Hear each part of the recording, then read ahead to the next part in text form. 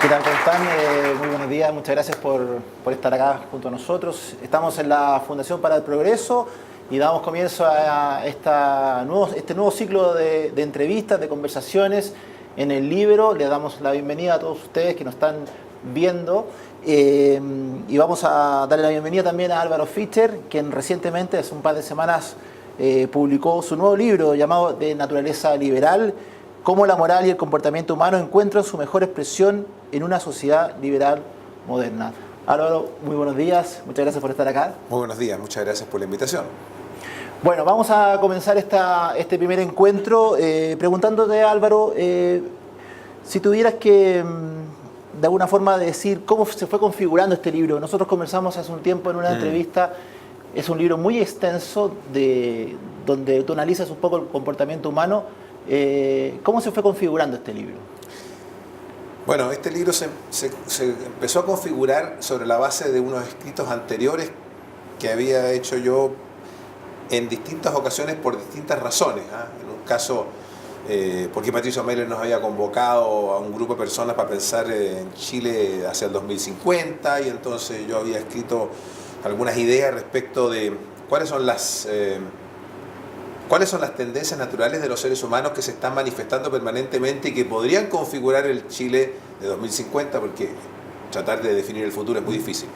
Por otro lado, cuando se produjo la elección de fin del 2013, o sea, al principio del 2014, también pensamos con otras personas a escribir algo sobre qué había pasado, por qué la derecha le había ido mal en la elección anterior. Entonces yo tenía algunas cosas escritas, pero no cuajaron en algo particular, y después del año 2015 entonces decidí que esas cosas sueltas las iba a plasmar en las direcciones que más o menos finalmente se tradujeron en este libro. Tú planteas como una primera pregunta cómo la moral y el comportamiento humano encuentran su mejor expresión en una sociedad liberal moderna. Yo te quiero plantear de una manera distinta esa pregunta. ¿Por qué la moral y el comportamiento humano encuentran entonces su mejor expresión en una sociedad libre y moderna? Así como para ir derechamente a lo más medular de tu libro. Bueno, el planteamiento del libro es el siguiente. Primero, trata de explicitar la diferencia entre lo que uno llama naturaleza y cultura. La naturaleza corresponde a toda esa información, la naturaleza humana me refiero, sí, toda esa información que se traspasa en el proceso reproductivo a través de los genes a las siguientes generaciones. O sea, constituye la herencia biológica de la especie, por así decirlo, el genotipo. Y esa herencia biológica se manifiesta de la manera más clara en la arquitectura de nuestro sistema nervioso central. O sea, el sistema cognitivo, el sistema emocional, que es lo que nos genera nuestras conductas, y también nuestra psicología moral, que en el libro se muestra, a través de los que los científicos han logrado demostrar, que tiene una parte que viene innata, como que dice, preformateada. Claro. Entonces, dadas las fuerzas de esa naturaleza humana que nos conducen en nuestros comportamientos en ciertas direcciones particulares, tres de cuyos rasgos más importantes yo identifico en el libro, más las fuerzas de la psicología moral, que en cierto sentido también le dan un marco de referencia a la cancha donde nosotros nos movemos. Dadas esas fuerzas, ¿cuál es el arreglo institucional que mejor sirve para que las sociedades florezcan, para que los individuos satisfagan mejor sus necesidades en promedio? Por supuesto, nadie va a estar contento en todas partes, claro, todo el tiempo. ¿Cuál es ese arreglo institucional? Y la conclusión a la que yo llego es que el mejor arreglo institucional es una sociedad liberal moderna. Porque cuando uno quiere introducir normas, reglas institucionales que estén basadas en aspiraciones utópicas, que no se acomoden bien a la naturaleza humana, necesariamente van a tener que forzarlas, van a tener que restringir el comportamiento de esas personas en direcciones particulares, y por lo tanto el proceso de creación de valor y riqueza y el proceso de satisfacción de las necesidades se ve interrumpido y no se logran los resultados que uno quiere. Esa es un poco la tesis del libro. Esta tesis también se puede interpretar con situaciones políticas cotidianas, situaciones que ocurren frecuentemente. Yo te lo preguntaba hace un tiempo y yo creo que, de acuerdo a lo que tú me estás diciendo ahora, me da la sensación de que los resultados de las últimas elecciones también se pueden interpretar de alguna manera cuando tú hablas de forzar un poco a la sociedad hacia ciertas utopías.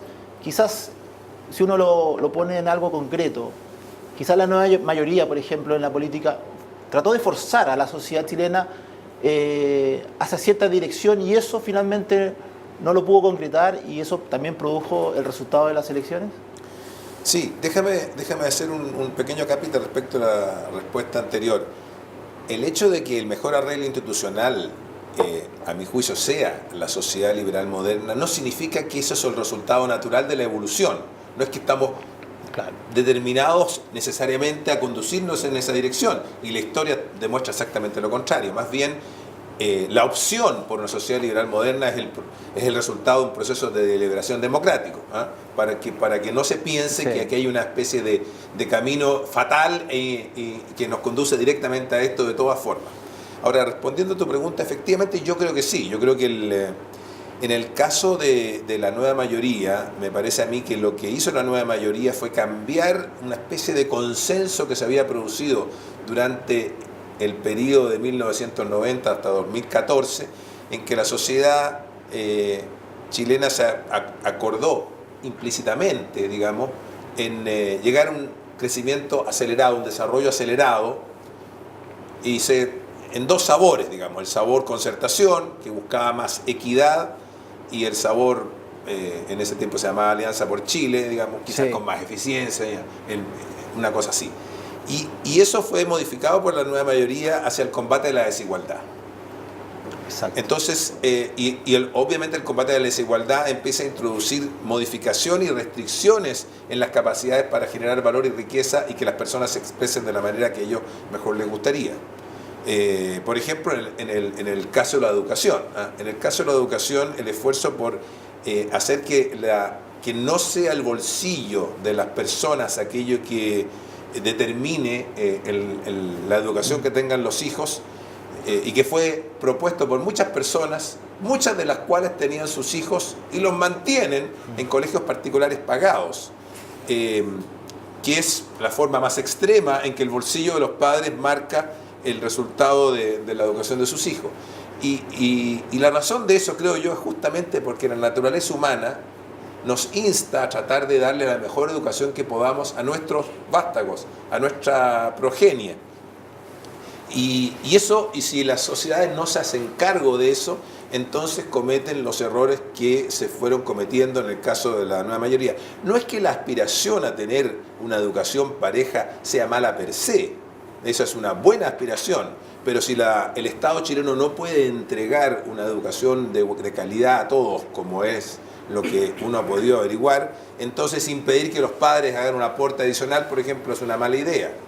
Incluso en aquellos lugares en aquellos países donde es relativamente pareja la educación, las diferencias se producen porque las personas compran su vivienda en los barrios donde están los mejores colegios y esas viviendas son naturalmente más caras. O en otros países pagan por academias donde sus hijos van a estudiar después del colegio para mejorar los resultados que tengan en la entrada a la universidad. Entonces, tratar de impedir falsamente o de una manera forzada la tendencia natural de los padres a darle mejor educación a sus hijos y no hacerse cargo de ello, forzándola de una manera, es uno de los errores que cometió la nueva mayoría. Tú lo defines en tu libro en un capítulo bien extenso sobre el tema de la desigualdad, como lo mencionaba. De alguna manera que la desigualdad estaba como expresada o definida de una manera quizás, no sé si errónea, pero de una forma que no en el amplio sentido de la palabra y solamente se miraba como algo malo, la desigualdad. También la desigualdad hay que considerarla de otra manera. Tú lo tomas en un capítulo bien especial en ese libro. Sí, uno de los impulsores conductuales de los seres humanos es la tendencia a tratar de subir tu estatus en la sociedad, en cualquiera métrica que uno quiera ponerlo. Una métrica, por supuesto, son los recursos, pero otra métrica es el prestigio en la actividad que uno realiza, en el caso de las ciencias, en los premios o en los trabajos que uno haga, en el caso del arte es en otros, en el caso del deporte también, en fin, todos tratan de ascender en la escala social por buenas razones evolucionarias que no voy a extender aquí para decirlas, pueden leer el libro. ¿Ah? Claro. Y entonces eso hace que las personas estén permanentemente buscando cómo diferenciarse con el resto, no igualarse. Curiosamente, lo que hacemos permanentemente en nuestras vidas es tratar de marcar nuestra individualidad y mejorar. O sea, los sindicatos no van a donde el gerente a decirle, por favor, bájenos el sueldo, ni los gerentes piden que los bajen en el organigrama. ¿Ah? Ni los científicos hacen mal sus trabajos para que se luzca el otro, ni los músicos, digamos, o los artistas quieren... O sea, la gramática social humana es siempre buscando el ascenso. Entonces, no hacerse cargo de que esa tendencia existe es también un error que se comete frecuentemente. Pero lo que, claro, también explico yo por qué... Entonces la pregunta es, ¿por qué si eso es así, que nos preocupa tanto de la desigualdad, si estamos todo el día buscando cómo diferenciarnos? Bueno, lo que nos molesta es la desigualdad inmerecida. O sea, lo que nosotros tenemos es que el vínculo entre retribución y esfuerzo no se pierda, no se resquebraje, no se rompa, que la desigualdad no provenga de algún privilegio inmerecido. Entonces, más bien uno debe buscar igualdades de oportunidades, en la medida que se puede, porque no se puede de forma absoluta, más que igualdades de resultados. Entonces, todas estas comparaciones que se hacen entre el 1% más rico respecto del resto y el 0,1% más rico y el 0,01% más rico, siempre va a lograr hacer ejemplos un poco forzados. O para marcar este contraste que en realidad no es tal. Y hay un trabajo que han desarrollado psicólogos evolucionarios y que fue publicado a comienzos del año 17, que muestra que las razones por las cuales nos preocupa la desigualdad son tres. Uno, la compasión que nos produce quienes están en situaciones vulnerables y queremos entonces redistribuir. Dos, la envidia que nos produce quienes están en condiciones, tienen, digamos, grandes riquezas o están en las posiciones más altas. O pensar que y por lo tanto queremos redistribuir desde eso hacia el resto. O que pensamos que nos va a producir a nosotros, esa redistribución nos va a favorecer de alguna manera, ¿ah? Como ocurre con ahora que la gente cuando pide gratuidad en la universidad está recibiendo una redistribución de los impuestos hacia ellos. Y curiosamente no es la declaración genérica de que nos interesa la justicia. Las personas que así lo manifiestan, cuando los ponen en situaciones experimentales para saber si están en condiciones dispuestas a redistribuir, no es eso lo que define su interés en la distribución. Son realmente estas disposiciones emocionales, la compasión, la envidia o el interés propio. Álvaro, estamos a pocas horas de que el presidente electo Sebastián Piñera dé a conocer el gabinete que va a gobernar este país durante los próximos 4 años. En tu libro tú hablas del comportamiento humano, de la forma como la sociedad también ha cambiado, la sociedad chilena también. En ese sentido, ¿por qué le haría bien a los ministros del gabinete de Piñera leer tu libro para poder interpretar un poco más, de mejor manera, a esta sociedad que también tiene muchos rasgos de una sociedad liberal moderna? Mira, yo no tendría la pretensión de decir que leyendo el libro les va a ir mejor o peor, porque las capacidades que tienen que demostrar los ministros en su actuación tienen que ver con sus propios talentos, con la forma como interpreten lo que está pasando en este momento en el país y con las tareas que tienen por delante. El libro lo que intenta hacer es desentrañar lo que somos los seres humanos, los rasgos más importantes, surgidos, moldeados por selección natural en nuestro sistema nervioso central, las características que tenemos, aquella parte, digamos, que no cambia con la cultura, y entender eso mejor siempre es bueno para entender un poco en el terreno en el que uno se mueve. Pero a continuación, por supuesto, está toda la capa de información cultural, la cultura, que es aquella información que no queda encriptada en los genes, ¿ah? y que la aprendemos y la adquirimos socialmente, que es, bueno, toda la información que tenemos las tecnologías, las normas morales, la filosofía, las teorías científicas, las creencias religiosas, las expresiones artísticas. Todo. Entonces, lo que una persona puede extraer de este libro es entender mejor o adentrarse mejor en entender cómo somos los seres humanos y de ahí, de esa manera, quizás tener una visión más general de qué es lo que está ocurriendo en la interacción social permanente. Para terminar, Álvaro, quisiera tomar la pregunta inicial que te hiciera Eduardo Sepúlveda con respecto a esto de que si nosotros nacemos o no genéticamente de derecha o de izquierda. No, yo no creo que uno nazca de derecha o izquierda. Lo que sí han podido mostrar algunas de las personas que estudian estos temas es que las personas tienden a ser más, que tienden a ver en la creación, en la innovación, en los cambios, oportunidades. Y hay personas que creen ver en la innovación y en los cambios peligros. Y esa es una posible división que puede conducir o no conducir a la división derecha-izquierda en distintos sabores, o quizás a la liberal-conservadora también. También hay otra división que tiene que ver con cuando uno, aquí en la Fundación para el Progreso trajo a Jonathan Haidt, a quien yo cito en el libro, en un capítulo en particular, y él habla de los 6 ejes en los cuales se mueven nuestras emociones. Un eje importante es el de la compasión frente al sufrimiento.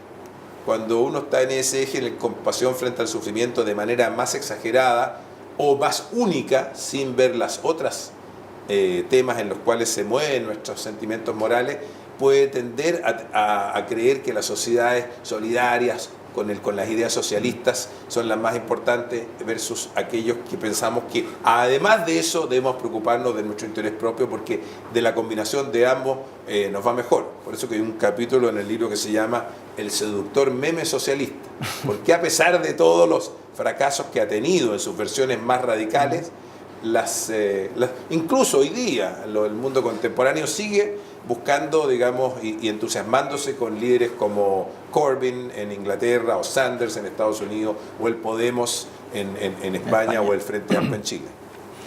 Bueno, Álvaro, hay mucho por conversar. Vamos a dar por finalizada esta entrevista y te quiero agradecer, le quiero agradecer a Álvaro Fischer, ingeniero matemático, quien acaba de lanzar su último libro de Naturaleza Liberal, donde damos comienzo a este ciclo de conversaciones en el año 2018 junto a la Fundación para el Progreso y el libro. Muy buenos días, muchas gracias Álvaro nuevamente por estar junto a nosotros.